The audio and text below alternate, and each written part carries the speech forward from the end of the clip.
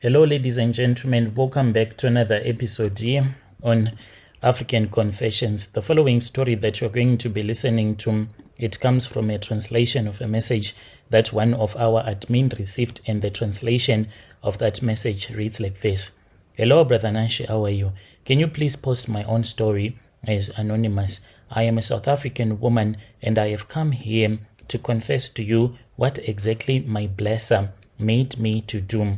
So my blesser forced me to lick something that I don't even understand what it was exactly. If it was a tokoloshi or a demon, I really do not even understand what he made me to lick. So this is what happened to me. Me and this blesser, we just met, and I did not even expect that this blesser, he had came to South Africa for a vacation, and he was a pastor, a man of God. When he made me to do this evil thing, even his wife was there, but the wife did not even know that I was booked to the room that was right next to the room where she was with her husband. Whether she knows or she does not know, I really do not know, but I found it to be very disturbing, knowing that the man that I am sleeping with right next door, the wife is there, and they also had their kids in the same hotel. This guy is a rich Nigerian pastor, and he came here for a vacation. So I used to pray for a very long time. I used to pray to God. I would go to church even though I drink alcohol, as well as doing some things that people consider things that are done by girls that are called buddies. Like I would go to a club, just enjoy my life, just making sure that I can make as much money as I can make when I am having all of these boyfriends. Like I did not care. On my side, it does not matter whether I date a South African man or I date a man that is a foreign national. All that matters to me is if the guy can take me out, and if we meet at a groove, then you have to double prove yourself to me, to prove to me that you are someone that can take care of me, not like for the rest of my life, but for that night that I am going to be with you, and for the next morning when I am going to be with you. If you want to spend the whole day again with me, at least you have to prove once again that you are able to take care of me. So that is what matters the most to me. So right now, Brother Nashi, what I did is that I am suffering a lot because some of the things that this Nigerian pastor made me to do. And I used to go to church, kneel down when the pastor is praying for me. Like when we were at church, the pastor will say, everyone that has a diploma, a degree, you need to come to me so that I can pray for your diplomas. I would go to the front holding my diploma, thinking that maybe his prayers are going to help me so that I can get a job. But I saw that it does not work at all. So what I did, Brother Nashi, was that I started going with my friends to Senton. Even though I come from Deep Kloof, I would go with my other friend, Uhle, like she was connected. We would go there and we'll prostitute ourselves, even for rich blessers, because there are some rich blessers. These rich blessers, what they do is that they know that out there are desperate women like me, so they can just be at a club and then they can just pretend as if they want to take care of you. All that they will do is to make you to strip for them, to make love to them, and at the end of the night, all that you would have benefited is the alcohol. So my friend told me that when you are still starting your life as a slave queen, it is normal for blessers to use you like that. They will use you because they know that you are still new in the game and you do not have so many connections. Like that blesser will be the only one that you have. But with time, when you start to market yourself and you have other blessers that you are dating, then you have a choice to be with a blesser that does not pay you at all, or to be with a blesser that at least can pay you something. So usually that is the process that you have to go through each and every time. So that is exactly what happened to me, Brother Nashi, as I was busy dating all of these useless blessers. In time, that was when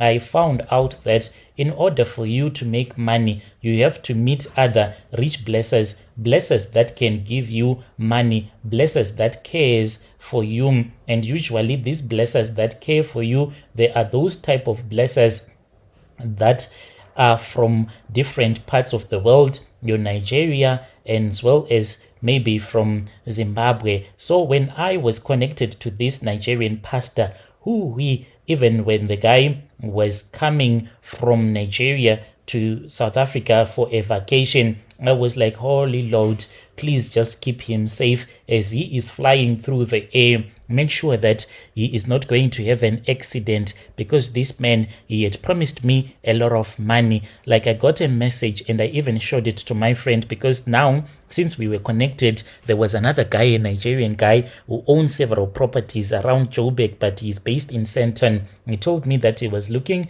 for a girl, so he had made a short list of 5 girls that he knew, and I was the perfect one, because this pastor, he is a thing, I don't know if it is a fetish. He has a fetish for girls that have a gap between their legs. So I am that type of a woman. So he had chosen girls like that, including me. And then I was the final one that he had chosen. And then I started to communicate with this pastor using his private number that he only uses when he wants to speak with a girl. And then he throws away the SIM card.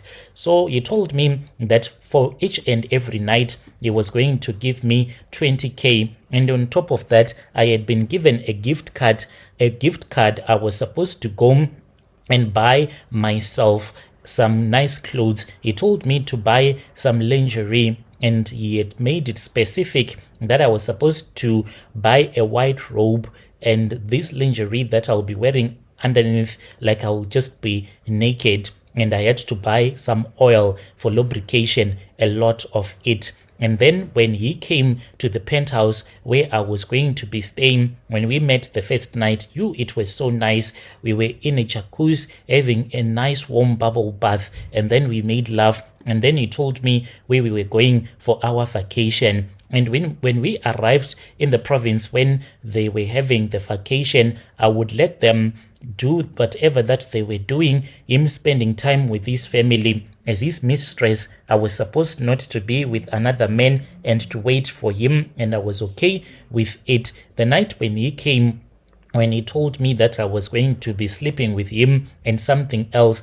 which I could not understand, he said to me on that night, switch off the lights, and he had 3 red candles. I thought that he was a man who was being romantic, but no, it was a ritual. He put a white snake. It was white. I had never seen a white snake in my entire life. This was not a normal snake. This snake, it had 2 small horns on its head. It hissed like it was whispering in tongues, just like what they do in church. It was whispering in those tongues. I was frozen. And then that was when this snake came close to me, and then he told me that I was supposed to act as if I am giving this snake a blowjob. He said, do not even worry, it is not going to bite you. Where exactly? I asked him, where was I supposed to give it a blowjob? And then the man told me that there was a manhood that was going to come out. This manhood came, and it was so big, huge, like a very big black man's manhood out of this snake's mouth. And he said I was supposed to give it a blowjob. And then I started giving it that black blowjob until it ejaculated in my mouth, things that were like blood.